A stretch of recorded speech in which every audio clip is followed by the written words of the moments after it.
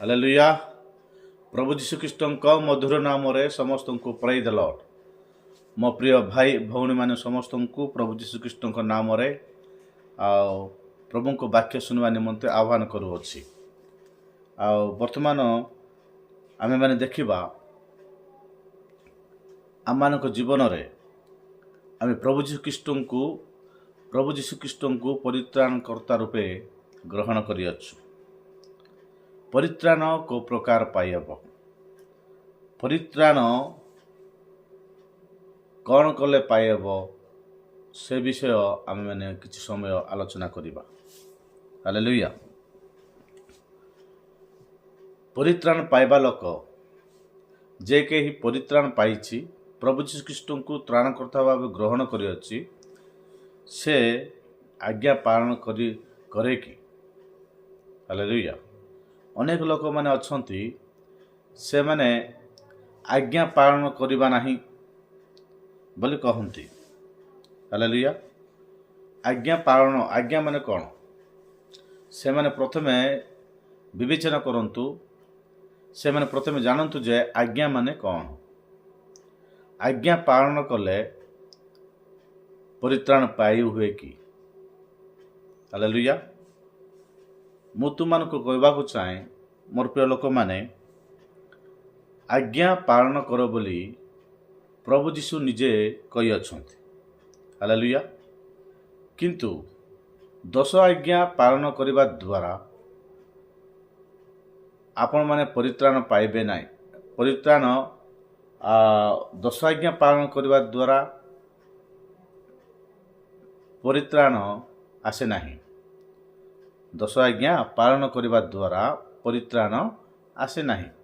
କିନ୍ତୁ 10 ଆଜ୍ଞା ପାଳନ ମଧ୍ୟ କରିପାରିବ ନାହିଁ। ମନୁଷ୍ୟ ପକ୍ଷରେ ତାହା ଅସମ୍ଭବ। ହାଲେଲୁୟା। କେବଳ ପ୍ରଭୁ ଯୀଶୁଖ୍ରୀଷ୍ଟଙ୍କ ପକ୍ଷରେ, ପ୍ରଭୁ ଯୀଶୁଖ୍ରୀଷ୍ଟଙ୍କ ଠାରେ ତାହା ସାଧ୍ୟ ଅଛି। ମୋର ପ୍ରିୟ ଲୋକମାନେ, ଆପଣମାନେ ଧ୍ୟାନ ସହିତ ଶୁଣନ୍ତୁ, ମୋ ସହିତ ଖୋଲନ୍ତୁ ଯୋହନ ଲିଖିତ ସୁସମାଚାର 14 ପର୍ବ ତାର 15 ପଦ। ଯୋହନ ଲିଖିତ ସୁସମାଚାର 14 ପର୍ବ ତାର 15 ପଦରେ ଲେଖା ହେଇଛି, ଯଦି ତୁମେମାନେ ମୋତେ ପ୍ରେମ କର, ତାହେଲେ ମୋହର ଆଜ୍ଞା ସବୁ ପାଳନ କରିବ।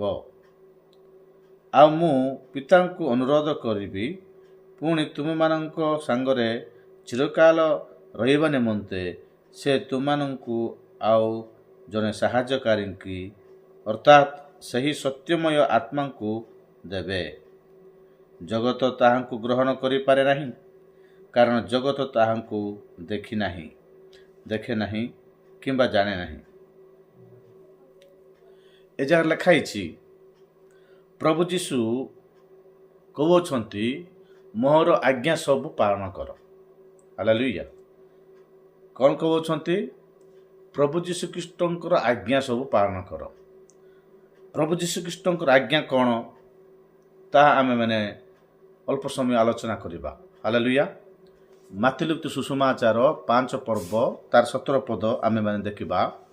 ପ୍ରଭୁ ଯୀଶୁ ସେହି ଜାଗାରେ କହୁଅଛନ୍ତି, ମୁଁ ଯେ ବ୍ୟବସ୍ଥା କି ଭାବବାଦୀମାନଙ୍କ ଧର୍ମଶାସ୍ତ୍ର ଲୋପ କରିବାକୁ ଆସିଅଛି, ଏପରି ଭାବ ନାହିଁ।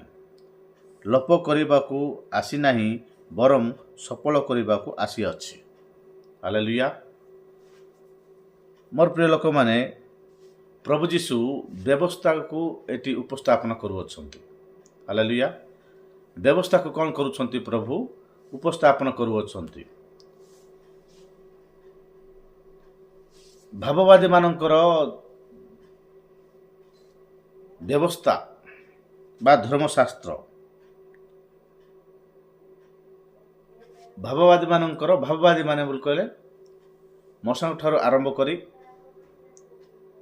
ଆଉ ମଶାଙ୍କ ପୂର୍ବରେ ଅନେକ ଲୋକ ଥିଲେ, ସେମାନଙ୍କ ଠାରୁ ଆରମ୍ଭ କରି ପ୍ରଭୁ ଯୀଶୁଖ୍ରୀଷ୍ଟଙ୍କ ପର୍ଯ୍ୟନ୍ତ ବା ପ୍ରଭୁଙ୍କର ଦାସମାନଙ୍କର ବା ପବିତ୍ର ଗ୍ରନ୍ଥର ବିଷୟମାନଙ୍କୁ ପ୍ରଭୁ ଯୀଶୁ ଲୋପ କରିବାକୁ ଆସିନାହାନ୍ତି। ହାଲେଲୁୟା। ଜହନ ଲିଖିତ ସୁଷମାଚାରରେ ଆମେ ଦେଖିଲୁ, ଯେ କେହି ମୋତେ ପ୍ରେମ କରିବ ସେ ମୋର ଆଜ୍ଞା ସବୁ ପାଳନ କରିବ। ହାଲେଲୁୟା।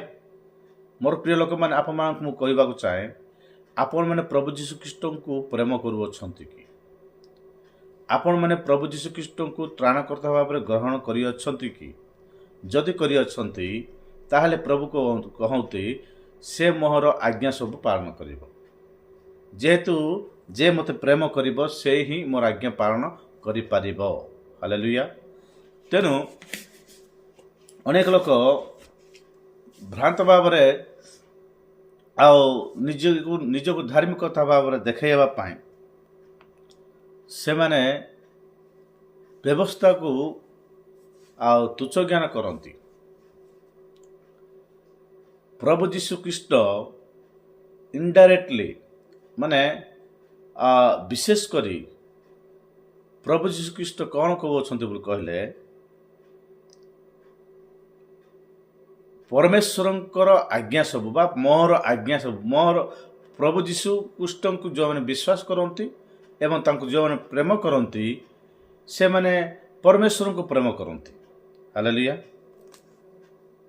ସେମାନେ କ'ଣ କରନ୍ତି? ପରମେଶ୍ୱରଙ୍କୁ ପ୍ରେମ କରନ୍ତି। ସେମାନେ କ'ଣ କରିବାକୁ ପଡ଼ିବ? ସେମାନଙ୍କୁ ବ୍ୟବସ୍ଥା ପାଳନ କରିବାକୁ ପଡ଼ିବ। ହାଲେଲୁୟା। ମୁଁ ଆରମ୍ଭରେ ତୁମମାନଙ୍କୁ କହିଲି, ମନୁଷ୍ୟ ବ୍ୟବସ୍ଥା ପାଳନ କରିପାରିବ ନାହିଁ। ତେଣୁ ବ୍ୟବସ୍ଥା ଦ୍ୱାରା ସେ ପରିତ୍ରାଣ ପ୍ରାପ୍ତ ନ ହୋଇ ବିଶ୍ୱାସ ଦ୍ୱାରା ପରିତ୍ରାଣ ପ୍ରାପ୍ତ ହେଲେ। ହାଲେଲୁୟା। କାହା ଦ୍ୱାରା? ଆମେ ଯଦି ଦେଖିବା ରୋମୀୟ ପୁସ୍ତକ 10 ପର୍ବ ତାର 3 ପଦରେ ପ୍ରେରିତ ପାଉଲ ଏହି କଥା କହନ୍ତି, ଯେନ୍ ଈଶ୍ୱର ଦତ୍ତ ଧାର୍ମିକତା ବିଷୟରେ ଅଜ୍ଞ ହୋଇ ଓ ଆପଣା ଆପଣା ଧାର୍ମିକତା ସ୍ଥାପନ କରିବାକୁ ଚେଷ୍ଟା କରି ସେମାନେ ଈଶ୍ୱର ଦତ୍ତ ଧାର୍ମିକତାର ବଶୀଭୂତ ହୋଇ ନାହାନ୍ତି। ହାଲେଲୁୟା। ଏ ଜାଗାରେ ଶାସ୍ତ୍ରୀ ପାରୁଷୀମାନେ ଅନେକ ଲୋକ କ'ଣ କରନ୍ତି ବୋଲି କହିଲେ, ବ୍ୟବସ୍ଥାକୁ ଧରିକି ବ୍ୟବସ୍ଥାରେ ପ୍ରତ୍ୟେକ ବିନ୍ଦୁ ଆମେ ପାଳନ କରୁଛୁ ବୋଲି ଦେଖାଇ ହେଉଛନ୍ତି, କିନ୍ତୁ ସେମାନେ ପାଳନ କରିପାରୁ ନାହାନ୍ତି। ହାଲେଲୁୟା। ସେମାନେ ପାଳନ କରିପାରିବେ ମଧ୍ୟ ନାହିଁ। ଯେହେତୁ ଏ ଜାଗାରେ ଲେଖା ହେଇଛି ଯେ ଈଶ୍ୱର ଦତ୍ତ ଧାର୍ମିକତା କେମିତି ଆସିବ ବୋଲି କହିଲେ, ପ୍ରଭୁ ଯୀଶୁଖ୍ରୀଷ୍ଟଙ୍କୁ ମୁଖରେ ପ୍ରଭୁ ଯୀଶୁ ବୋଲି ସ୍ୱୀକାର କରିବାର ଅଛି। ହାଲେଲୁୟା। ପ୍ରଭୁ ଯୀଶୁଖ୍ରୀଷ୍ଟଙ୍କୁ ମୁଖରେ ଯୀଶୁଙ୍କୁ ପ୍ରଭୁ ବୋଲି ସ୍ୱୀକାର କରିବାର ଅଛି, ଆଉ ଈଶ୍ୱର ତାହାଙ୍କୁ ମୃତ୍ୟୁମାନଙ୍କ ମଧ୍ୟରୁ ଉଠାଇ ଅଛନ୍ତି ବୋଲି ହୃଦୟରେ ବିଶ୍ୱାସ କରିବାର ଅଛି। ହାଲେଲୁୟା।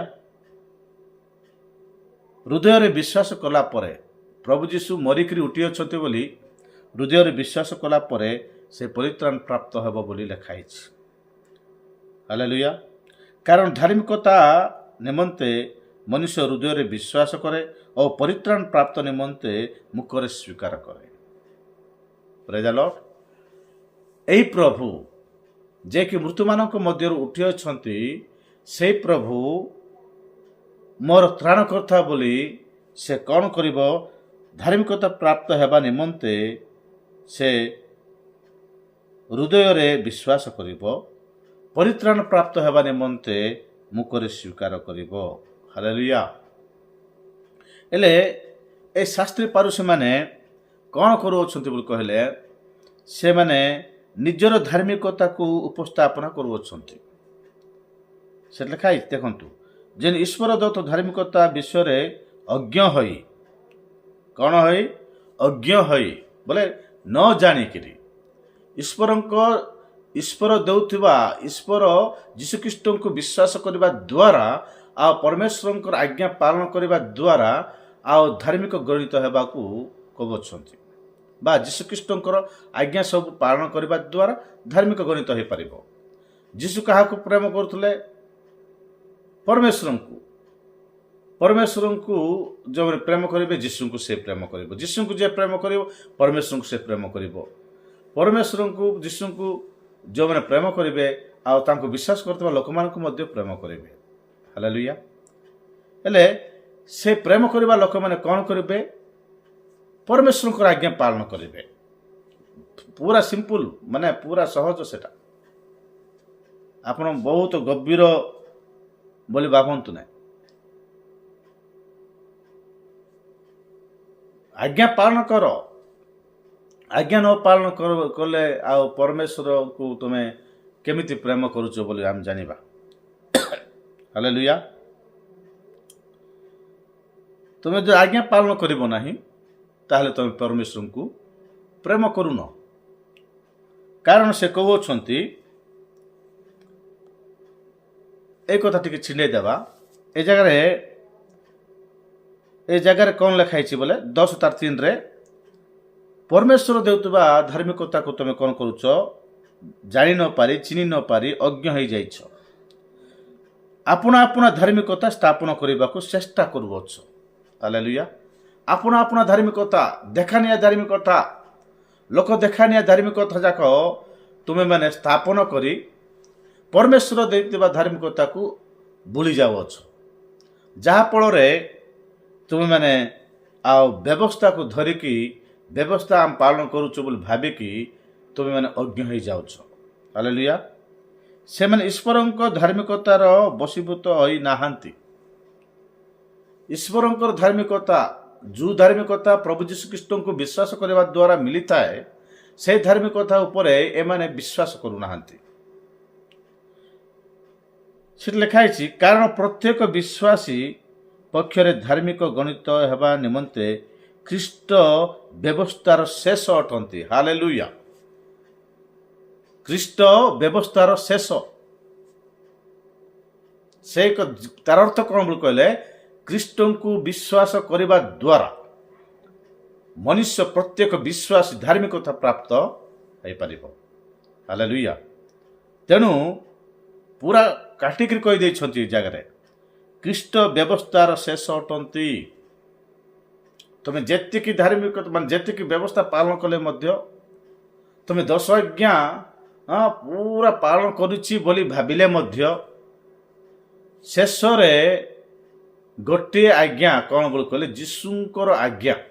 ହାଲେଲୁୟା। ଯୀଶୁଙ୍କ ବାକ୍ୟ ପାଳନ କରୁନ, ଯୀଶୁଙ୍କୁ ପ୍ରେମ କରୁନ, ଯୀଶୁ କହିବା କଥା ତୁମେ ମାନୁନ, ଯୀଶୁଙ୍କ ଆଜ୍ଞା ଅନୁସାରେ ଚାଲୁନ, ତାହେଲେ ତୁମେ ପରିତ୍ରାଣ ପାଇପାରିବ ନାହିଁ। ହାଲେଲୁୟା। ତେଣୁ ଏବ୍ରି ପୁସ୍ତକରେ ଲେଖା ହେଇଛି, ଏବ୍ରି ପୁସ୍ତକ 11 ପର୍ବ ତାର 8 ପଦରେ ଏ ପ୍ରକାର ଲେଖା ହେଇଛି, ବିଶ୍ୱାସ ଦ୍ୱାରା ଅବ୍ରାହମ ଆହ୍ୱାନ ପ୍ରାପ୍ତ ହୁଅନ୍ତେ ଯେଉଁ ଦେଶ ସେ ଅଧିକାର ସ୍ୱରୂପେ ପାଇବାକୁ ଯାଉଥିଲେ ଆଜ୍ଞାବହ ହୋଇ ସେଠାକୁ ବାହାରିଗଲେ। ପୁଣି ସେ କେଉଁଠାକୁ ଯାଉଅଛନ୍ତି ତାହା ନ ଜାଣି ସୁଦ୍ଧା ବାହାରିଗଲେ। ବିଶ୍ୱାସ ଦ୍ୱାରା ସେ ବିଦେଶୀ ସ୍ୱରୂପେ ପ୍ରତିଜ୍ଞାତ ଦେଶରେ ପ୍ରବାସୀ ହୋଇ ପ୍ରତିଜ୍ଞାର ଅଧିକାରୀ ଇସାହାକ ଓ ଯାକୋବଙ୍କ ସହିତ ତମ୍ବୁରେ ବାସ କଲେ। ହାଲେଲୁୟା। ସେଠି ଲେଖା ହେଇଛି, ବିଶ୍ୱାସ ଦ୍ୱାରା ଧାର୍ମିକତା ପ୍ରାପ୍ତ ହୋଇପାରିବ। ବିଶ୍ୱାସ ଦ୍ୱାରା ନୁହଁ, ସେହି ସମୟ ପର୍ଯ୍ୟନ୍ତ ପ୍ରକାଶିତ ବିଷୟ ସମ୍ବନ୍ଧରେ ପ୍ରତ୍ୟାଦେଶ ପାଇ ଉକ୍ତି ସହକାରେ ଆପଣା ପରିବାରକୁ ରକ୍ଷା ନିମନ୍ତେ ଗୋଟିଏ ଜାହାଜ ନିର୍ମାଣ କଲେ। ପୁଣି ସେ ବିଶ୍ୱାସ ଦ୍ୱାରା ସେ ଜଗତକୁ ଦୋଷୀ କରି ବିଶ୍ୱାସ ଅନୁଯାୟୀ ଧାର୍ମିକତାର ଅଧିକାରୀ ହେଲେ। ହାଲେଲୁୟା। ବିଶ୍ୱାସ ଅବ୍ରାହମ ବିଶ୍ୱାସ କଲେ, ଅନକ ବିଶ୍ୱାସ କଲେ, ନହ ବିଶ୍ୱାସ କଲେ। କାହାକୁ ବିଶ୍ୱାସ କଲେ? ଯୀଶୁଙ୍କୁ ବିଶ୍ୱାସ କଲେ। ହାଲେଲୁୟା। ଯୀଶୁଙ୍କର ଆଜ୍ଞା ବିଶ୍ୱାସ କଲେ। ମୋଶାଙ୍କର ସମୟରେ ଦଶ ଆଜ୍ଞା ଦିଆଗଲା ଇସ୍ରାଏଲ ଲୋକମାନଙ୍କୁ। ହାଲେଲୁୟା। ଇସ୍ରାଏଲ ଲୋକମାନଙ୍କୁ ଦେବା 10 ଆଜ୍ଞା ଆମେ କ'ଣ ପାଇଁ ଆଜ୍ଞା ପାଳନ କରିବାର ଅଛି ବୋଲି ଅନେକ ଲୋକ କହନ୍ତି। ମୋର ପ୍ରିୟ ବନ୍ଧୁ, ଇସ୍ରାଏଲଙ୍କୁ ଯେଉଁ ପରମେଶ୍ୱର 10 ଆଜ୍ଞା ଦେଲେ, ସେହି ପରମେଶ୍ୱର ତୁମମାନଙ୍କୁ ମଧ୍ୟ ଆଜ୍ଞା ଦେଇଅଛନ୍ତି। ଯିଏ ମୋତେ ପ୍ରେମ କରେ ସେ ମୋର ଆଜ୍ଞା ସବୁ ପାଳନ କରେ ବୋଲି କହିଅଛନ୍ତି। ହାଲେଲୁୟା। କହିବାକୁ ଗଲେ ଇସ୍ରାଏଲ ଲୋକମାନଙ୍କର ପରମେଶ୍ୱର ହିଁ ଆମମାନଙ୍କର ପରମେଶ୍ୱର। ହାଲେଲୁୟା। ଇସ୍ରାଏଲକୁ ଯିଏ ପ୍ରେମ କରନ୍ତି ସେ ଆମମାନଙ୍କୁ ପ୍ରେମ କରନ୍ତି। ଇସ୍ରାଏଲକୁ ଯିଏ ରକ୍ଷା କରନ୍ତି ସେ ଆମମାନଙ୍କୁ ରକ୍ଷା କରନ୍ତି। ଇସ୍ରାଏଲ ଲୋକମାନେ ଆମେମାନେ ଅଲଗା ଅଲଗା ନାହୁଁ। ସେମାନେ ଈଶ୍ୱର ଦେଉଥିବା ଧାର୍ମିକତାକୁ ଅଜ୍ଞ ହୋଇକି ଏପର୍ଯ୍ୟନ୍ତ ସେମାନେ ଭ୍ରଷ୍ଟ ହୋଇ ଅଛନ୍ତି। ସେମାନେ ମଧ୍ୟ ଆମର ଭାଇମାନେ, ସେମାନେ ବି ଆମମାନଙ୍କ ସହିତ ସେମାନେ ମଧ୍ୟ ଦିନେ ମିଶିଯିବେ। ସେ କଥା ଆମେମାନେ ନ ଜାଣିକି ଇସ୍ରାଏଲ ଲୋକମାନଙ୍କୁ ଦେଇଥିବା 10 ଆଜ୍ଞା ଆମେ କ'ଣ ପାଇଁ ପାଳନ କରିବୁ ବୋଲି କହନ୍ତି। ମୋର ପ୍ରିୟ ବନ୍ଧୁ, 10 ଆଜ୍ଞା ଭିତରେ 4ଟି ଆଜ୍ଞା ପରମେଶ୍ୱରଙ୍କ ନିମନ୍ତେ ଲେଖା ହେଇଛି, ଆଉ 6ଟି ଆଜ୍ଞା ଆପଣା ପ୍ରତିବାସୀକୁ ଅନିଷ୍ଟ ନ କରିବା ନିମନ୍ତେ କୁହାଯାଇଛି। ହେଲେ ଚୋରି କର ନାହିଁ, ବ୍ୟଭିଚାର କର ନାହିଁ, ନରହତ୍ୟା କର ନାହିଁ, ଆପଣା ପ୍ରତିବାସୀର କୌଣସି ବସ୍ତୁକୁ ଲୋଭ କର ନାହିଁ, ଏସବୁ କଲେ କ'ଣ ତମେ ଧାର୍ମିକତା ପ୍ରାପ୍ତ ହେବ କି? ନାଇଁ ନା। ଧାର୍ମିକତା ପ୍ରାପ୍ତ ଏସବୁ ଆଜ୍ଞା ପାଳନ କରିବା ଦ୍ୱାରା ତୁମେମାନେ ପାଇପାରିବ ନାହିଁ। ହାଲେଲୁୟା। ଏସବୁ ଆଜ୍ଞା ତୁମେମାନେ ପାଳନ ମଧ୍ୟ ପାରିବ ନାହିଁ। ଲୋଭ ବୋଲବା ଜିନିଷ ମନୁଷ୍ୟ ଜୀବନରେ ରହିଯାଇଛି।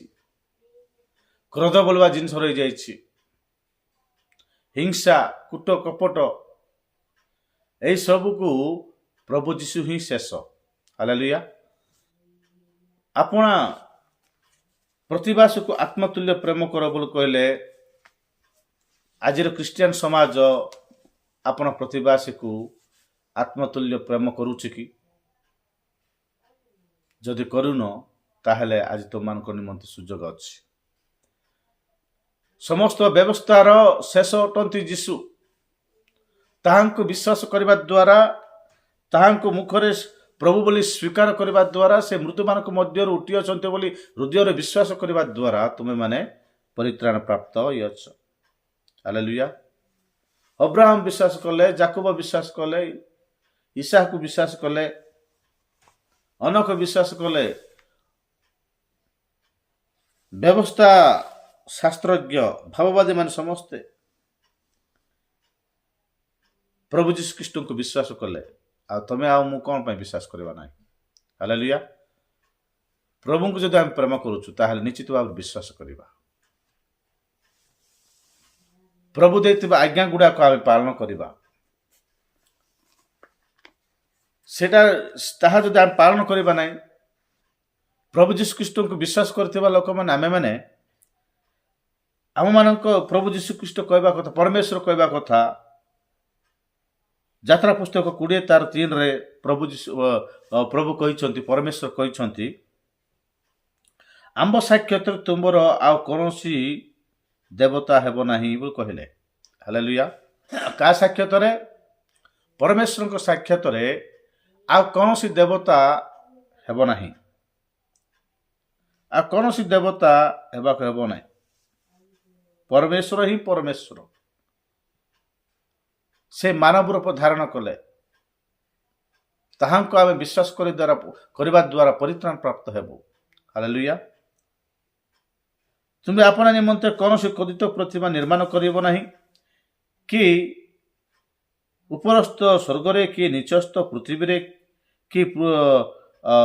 କି ପୃଥିବୀର ନିଚସ୍ଥ ଜଳରେ ଥିବା କୌଣସି ବସ୍ତୁର ପ୍ରତିମୂର୍ତ୍ତି ନିର୍ମାଣ କରିବ ନାହିଁ। ତୁମେ ସେମାନଙ୍କୁ ପ୍ରଣାମ କରିବ ନାହିଁ, କି ସେମାନଙ୍କର ସେବା କରିବ ନାହିଁ। ଯେହେତୁ ଆମ୍ଭେ ତୁମର ସଦାପ୍ରଭୁ ପରମେଶ୍ୱର ସଗୌରବ